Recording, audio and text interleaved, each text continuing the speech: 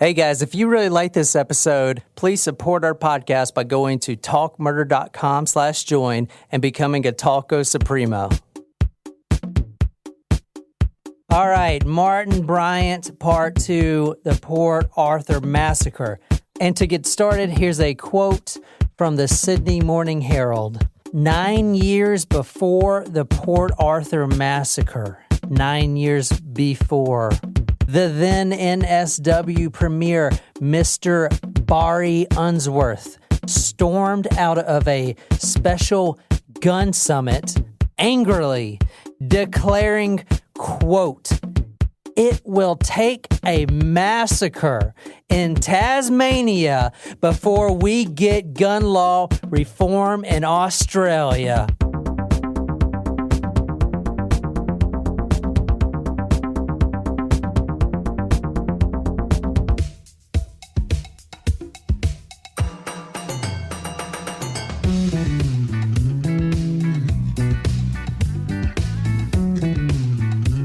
All right, a little cover there from Davey504 to get us started.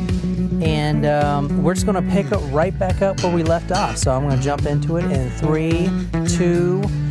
Blocks in this BMW filled with 4 people, murders them all, drags 2 of them out into the road, okay? Then he decides to steal the BMW. So what he does is opens his trunk, he transfers the AR-15, a container of gas, and all the other ammo into the new BMW he's got. Progressing to the entrance toll booth, the officers found a yellow Volvo sedan driven by the gunman. Okay, so what you're hearing right now is an excerpt from the police training video that the Tasmanian government desperately tried to take off the internet after it was leaked. I'm going to have this video on my website, talkmurder.com, until I get a cease and desist and have to take it down. Beyond lay 4 bodies strewn across the road. Eyewitness accounts filled in the gaps, telling of the deaths of the 4 people as they were dragged from their BMW sedan and shot. At this point in time, he has killed 31 people and he has injured 19. So he's got 4 more people he's going to kill. So let me talk about this eccentric relationship that he had, because I think this kind of plays onto his psychology a bit, and this is very important to the story. Helen Harvey was an eccentric heiress of a multi-million-dollar family that owned the Tattersalls. It's like Powerball over here. It's the same thing. I looked it up. So think about Powerball lottery over here in America. I've won! I've won! Who said dreams don't come true? Tats Lotto. You'll never know if you don't have a go. Anyway, the Tattersalls is the lottery thing. Maybe Lauren can tell us more about it. But it's basically a Powerball. So this girl, Helen Harvey, which was over 50 or about 50 years old at the time when she met Martin Bryant as a 12-year-old, okay, they formed this weird relationship. Mm-hmm. Now, she is basically a millionaire. Mm-hmm. I mean, she's basically getting royalties from this lottery firm that her family owns. At 12 years old, they meet. And they're the same age? No. She is almost 50 years old. Wait. Yes, Helen Harvey. It's a very weird story. I'm going to try to stay with me. Helen Harvey was almost 50 years old when she met the 12-year-old Martin Bryant. Martin Bryant was known around the neighborhood in Tasmania because he would bring dead rabbits and try to sell them to people after he shot them. Everyone knew he was a very weird kid. Okay. Anyway, they strike up a conversation. She says she needs help taking care of her dying mother and needs help around the house, maybe clean, basically a pool boy is what I was thinking of. She was like, here's this young 12. strapping guy. He's 12 at the time.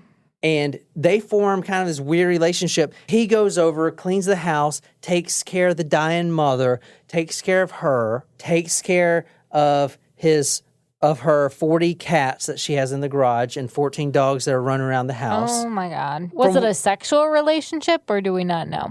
He claims, I found where he actually claimed it was not a sexual relationship, but a very strange relationship. Paul Mullen, who you heard earlier that I called Paul Muffin, who had interviewed him, said that, quote, it was not a sexual relationship. It was only a friend. I mean, they met when he was at age 12. He was working for her, and then it kind of spawned onto this friendship thing. Were you a bit horrified by this menagerie? So, yes, sure. She needed some help, so they seemed to click. Okay, this is Carlene Bryant. This is the mother of Martin Bryant, the shooter. Now, I pulled this interview from 60 Minutes Australia, and you can find the entire interview there on YouTube. Straight away, and they were almost inseparable. So this was a friendship, a very good friendship, but not a sexual No, relationship. definitely not. It was like mother and son because Helen was 52 at the time, and she'd never ever married. Even Martin's mother described it as a bizarre relationship. Neighbors remember that Bryant was always obedient to Helen Harvey. They were living in this farm in Coping, and a former antique shop owner said, quote, he was quiet. Helen did a lot of talking. She was fairly short, tubby, and kind of strong. She was like a sergeant major. I reckon he needed that kind of direction in life. So, after he grows up a little bit, they form this weird relationship when her mother dies. They're living together. So he's basically living in a multi-million-dollar house. And he is mentally retarded by most spectrums. Does that make sense? He has Very some learning weird. disabilities. At the very Very least. strong learning disabilities, and he's now living in a multi-million-dollar lifestyle. It's very weird, but it's important.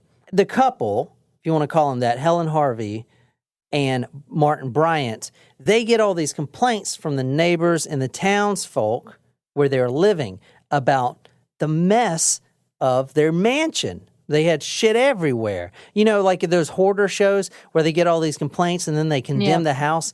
Just like that. She had 40 cats living in the garage. 40. In the garage? In the garage. 14 dogs running in and out of the house, which is fine to me. I could definitely use 14 dogs. That'd be fucking awesome. Yeah, not in this house. This house would be too small for 14 dogs. Yeah. After they get all these complaints, they pick up everything, pack up everything, move to this rural area of Copping. One paper describes it as a rural hamlet halfway between Hobart, which I showed you, and Port Arthur. As one Australian paper described it, green fields, lazy Jersey cows, undulating hills, picture postcard perfect. Now, he was living there with her between 1991 and 1993. The shooting happened in 1996. Helen Harvey was basically stout, sensibly dressed woman who spent a lot of money. That is basically her. She is living with this kid who is very weird, and his only... You remember how I said his parents used to chain him to trees? Yeah. Okay. It's not because they're bad people. It's because if they didn't do that, he would... Well, I mean, you saw what he did, right? Well, I mean, he has problems. Probably not the best parenting. Well, not Yeah. the best parenting, but what I'm trying to say is the parents grounded him, not like in the you're grounded sense, but they kept him closer to earth.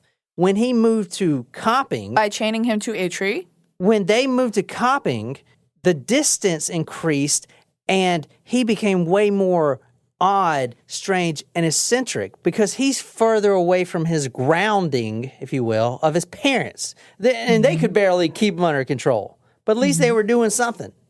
So now he moves away from him and he's completely out of control. In fact, there's many reports out there from the 2 years he was living at this farm that he would go down to the local apple orchard. You'd stop, you see those things like around here, you stop and get peaches on the side of the road or whatever. He would sit up on this big ass hill and shoot tourists with a damn airsoft rifle. What a loon. I mean, Exactly. And the woman is also Bad a shit little fucking crazy. Yeah. You don't have 40 cats and not be fucking crazy. She's batshit crazy. Helen Harvey's mental state was deteriorating. One newspaper I was reading said Bryant seemed to have been good for Helen, forcing her out of the house most days on numerous shopping trips, where the pair would blow Helen's inheritance on needless expenses. She bought 50 different cars over the years. fucking shit. Wow. And would treat herself and Bryant to lavish afternoon lunches most days. Sounds She's a million. amazing. Exactly. So you have this. We're going to have lavish afternoon lunches when we're So you rich. have this kid. Now you have this kid, 12 years old, when they meet. Now he's becoming late teens. Now he's getting out of his teenage years. They move in together. He's got a mind of a child. He's literally shooting people with an airsoft rifle. He's living in a millionaire's lifestyle. They're going out to lavish lunches. They're buying 50 cars. Okay, you can see where this is going. At one point, now this is crazy. In 1991, Helen puts Martin in her will as the primary receiver, Wow. stating, quote, "My friend Martin Bryant for his own absolute use and benefit," end quote. That ain't good. Here, you can read this, Nicole. This is from the Australian news.com.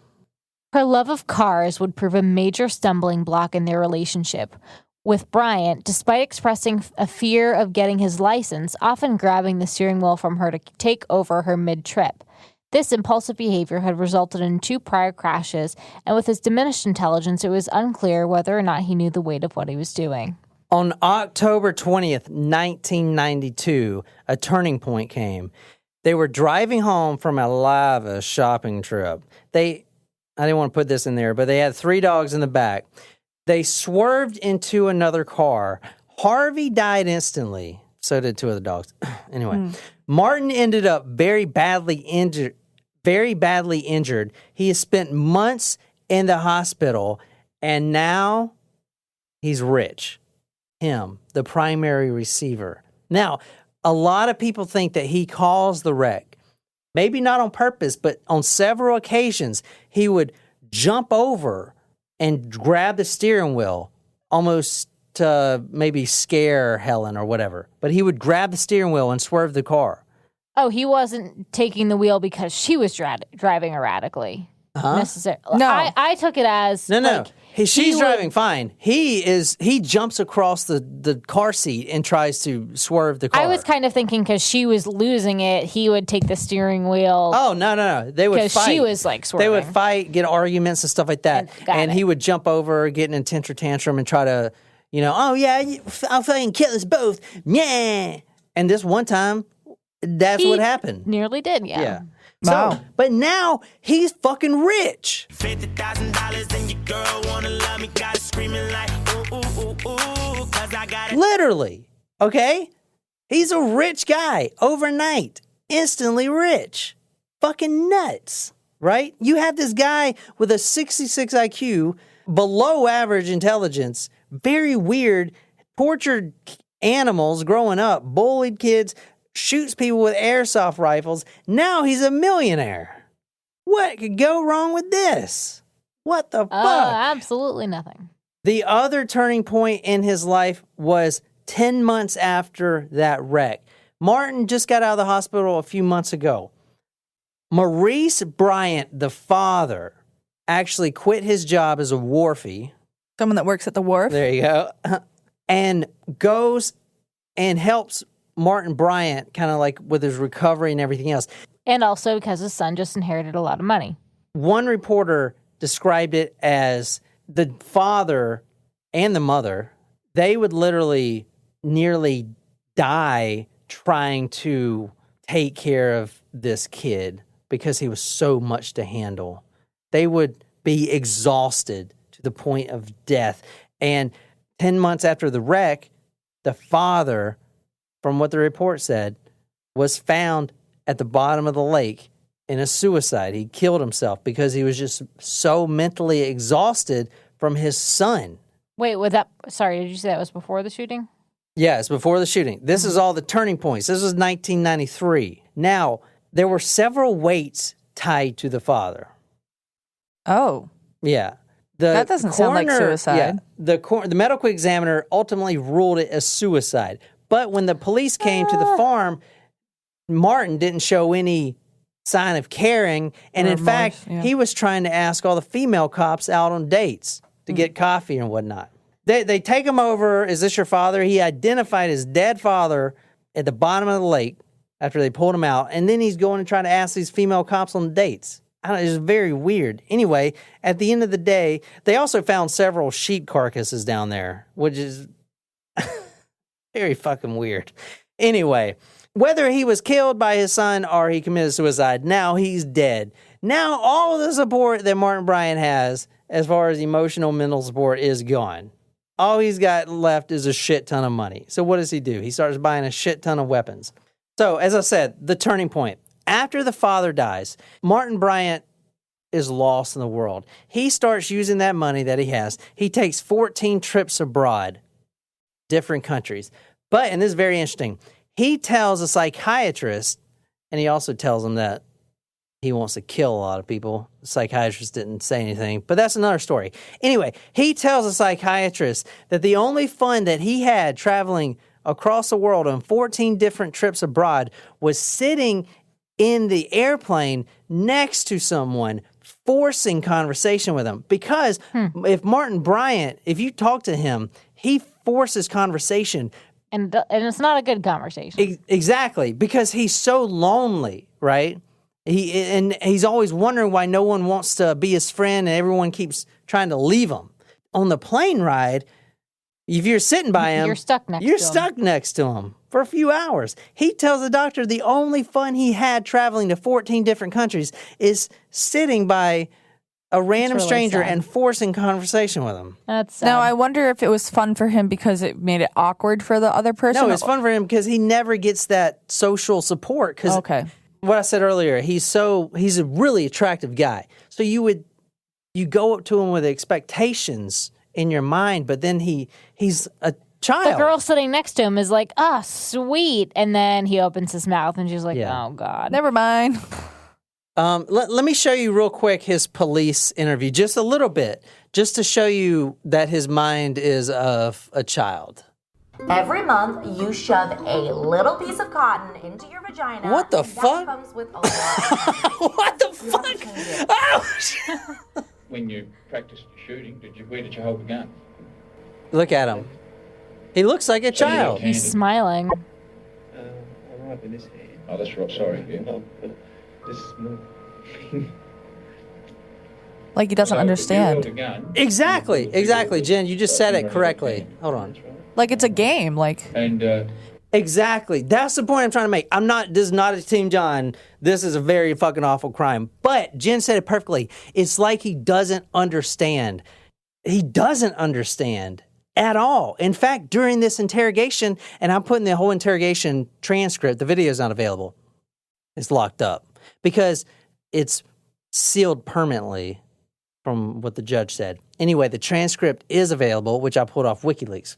The whole time they're asking what he did that day, he's talking about going surfing. But he's also in this showing like gun, like how he shoots guns.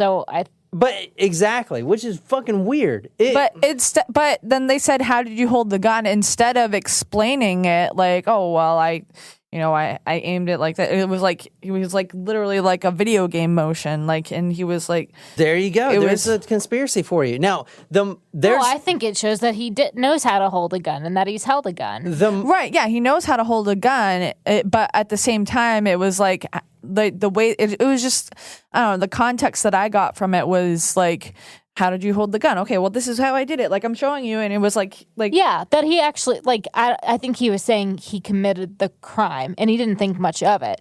Right. Versus he didn't do the crime, and it's a big conspiracy theory. No, I'm not saying that he's saying he didn't do it. I'm agreeing with you. Oh. Well, I was saying more to John. He does say he didn't do it. No, well, he does it. He's saying how, No. If you read the interview, he never admits to killing 35 people, including a child. But now he's also showing them how he shoots a gun. His mother quotes to a newspaper that Bryant had enough of how people treated him, and he was tired of feeling like everyone was against him. You saw the video of that. Like, if you approach that guy and try to have a conversation, you ain't going to get very far. Around this time, he had a great idea, at least in his head. He was like, Helen Harvey's dead. My father's dead. I can't find any fun traveling overseas. No one likes me. No one wants to talk to me. No one wants to be my friend. I'm going to make a name for myself, and that means I'm going to go shoot up Port Arthur. And he planned this for about 12 weeks. All right, so anyway, back to the story. I've already told you about the Macaque family that was trying to run away, and then he shot the 2 daughters. Okay, so now this whole thing, there's cars everywhere. You got to keep that in mind. He passes the toll booth, and he ends up at a service station.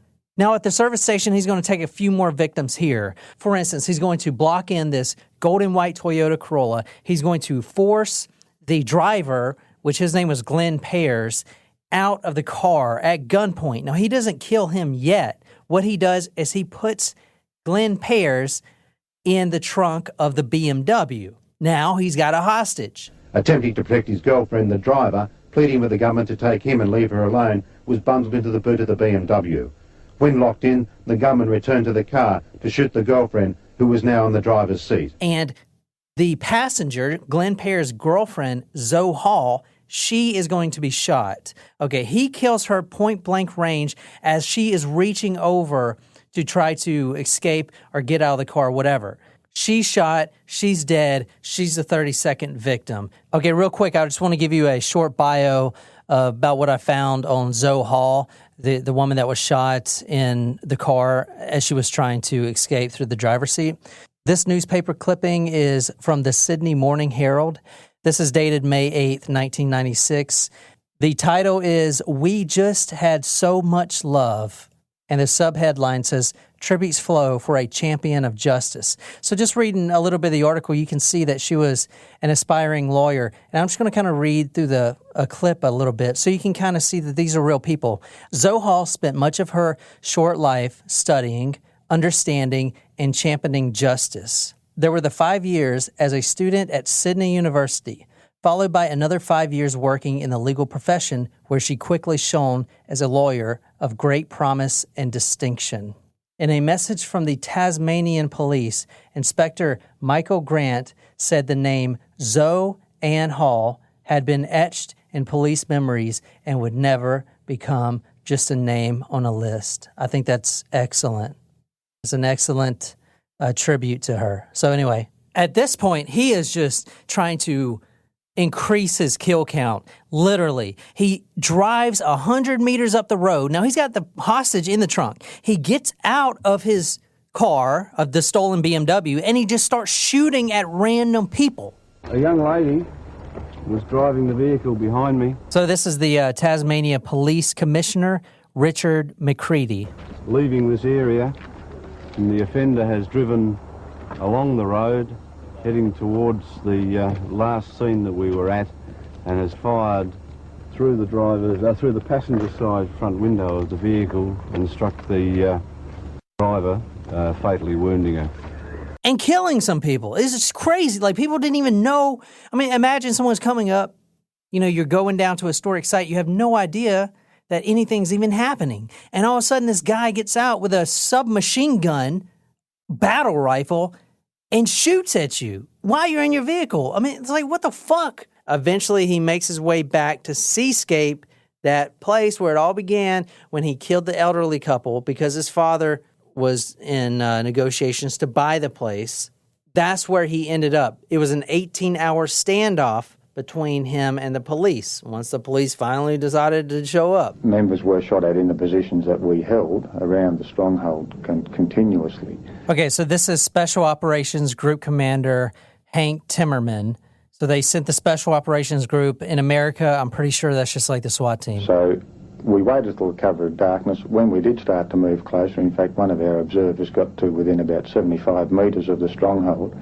We were then informed via the negotiators that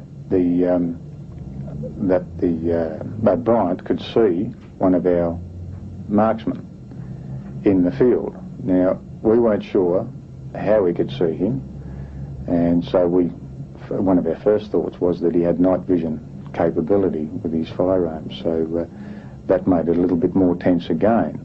As it turns out, and we've since found out, what had occurred was there's a little red transmit button on the radios that we use, and the radios actually sit on the back, so that the top of the radio is on the shoulder, and with the marksman laying down, that little red light, which is supposed to be covered over, it was one of those things that was forgotten. Rookie mistake, man. That's super embarrassing. And the little red light, when there was some transmission taking place, lit up, and that's what we believe Bryant actually saw and took a shot at. He handcuffs Glenn Pears up to, like, the banister. Now you have an 18-hour standoff between him and the police.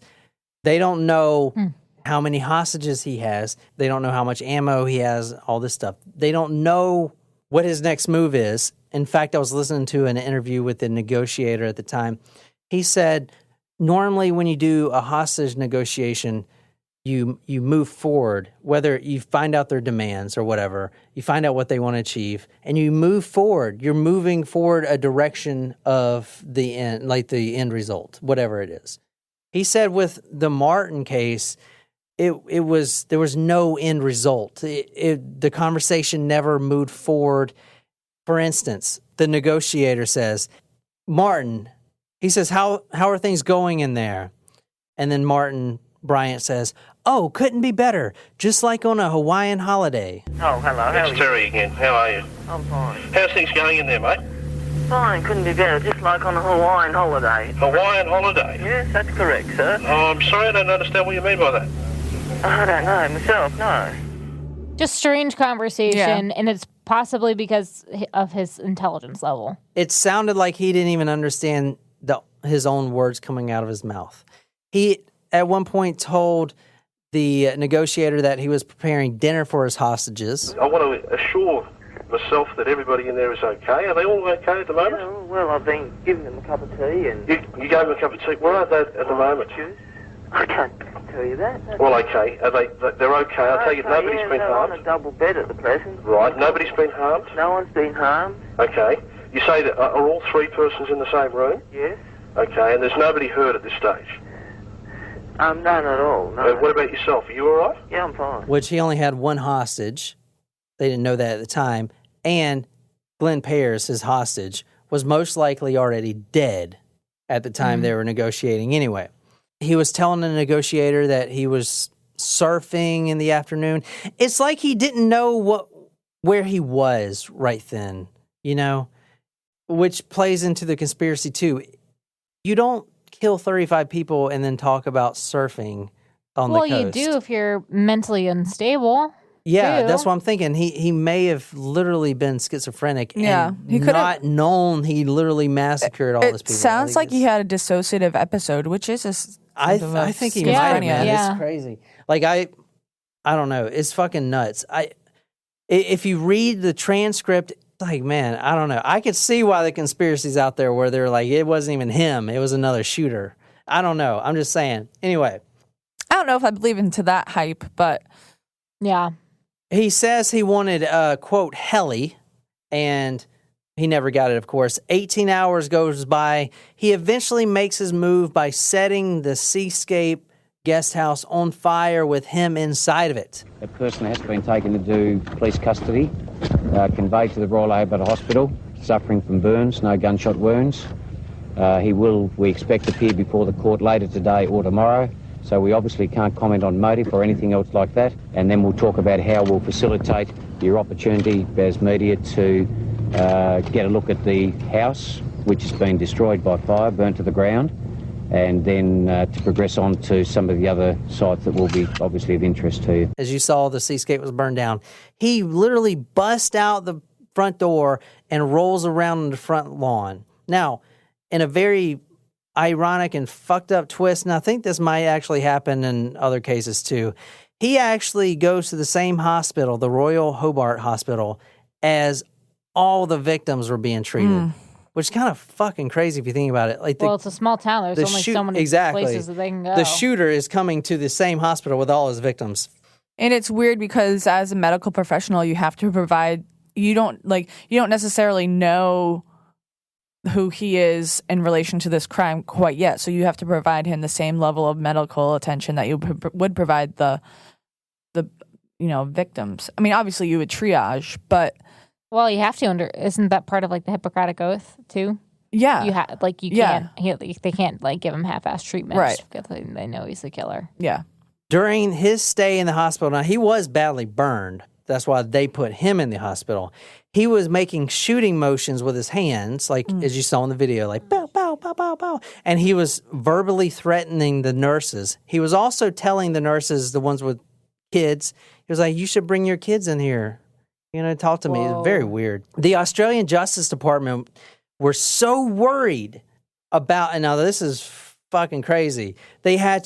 It was heightened security at the hospital because they were so worried that overseas family members and people, because this was national news. Right. I didn't want to give it away at first, but this was everywhere. International news. International news. I mean, this was I talked to my mom yesterday about it, and she's like, oh, yeah, I remember that. Like, that was like all over the TV all the time.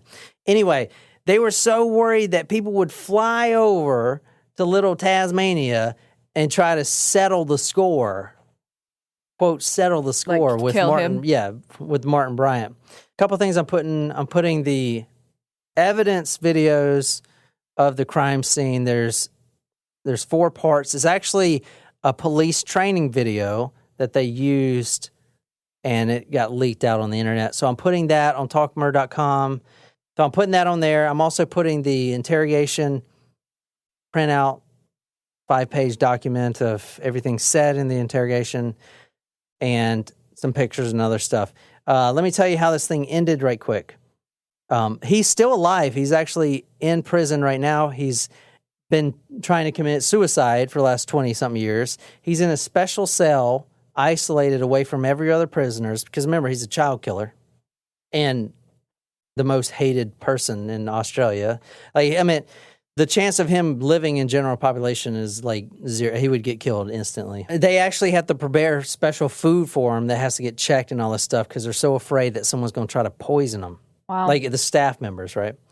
There was huge outrage in a lot of the newspapers I was seeing of the special protection he was getting as being the worst mass murderer in history. He's getting special treatment. It is kind of ironic that someone who committed all this awful crime against your country, like your tax dollars, and a lot of spending goes into protecting him.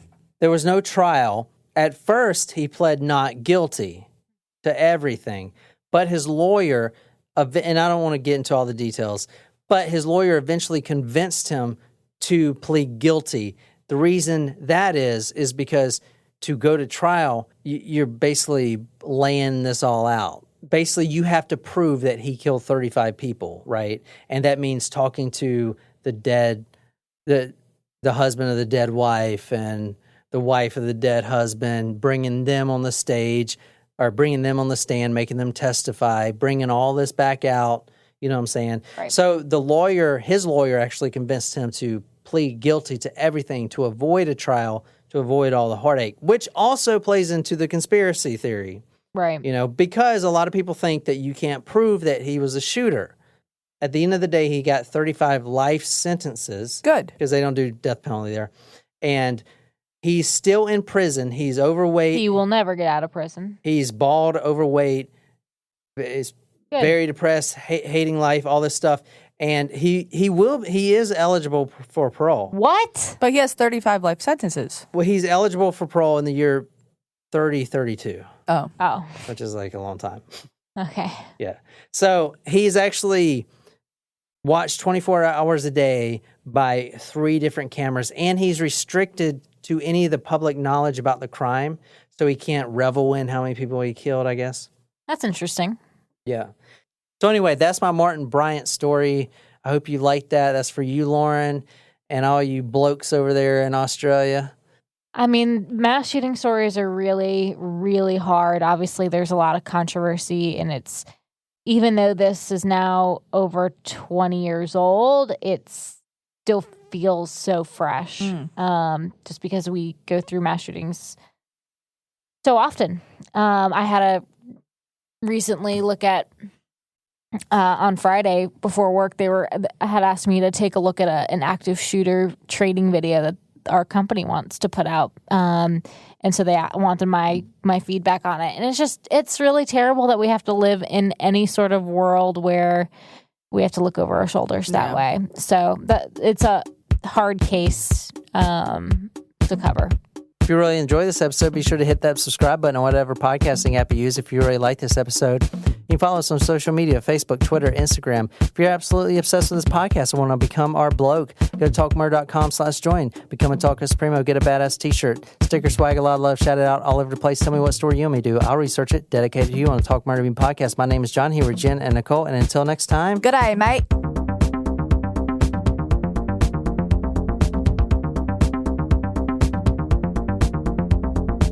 Anyway, around this time he had a revelation.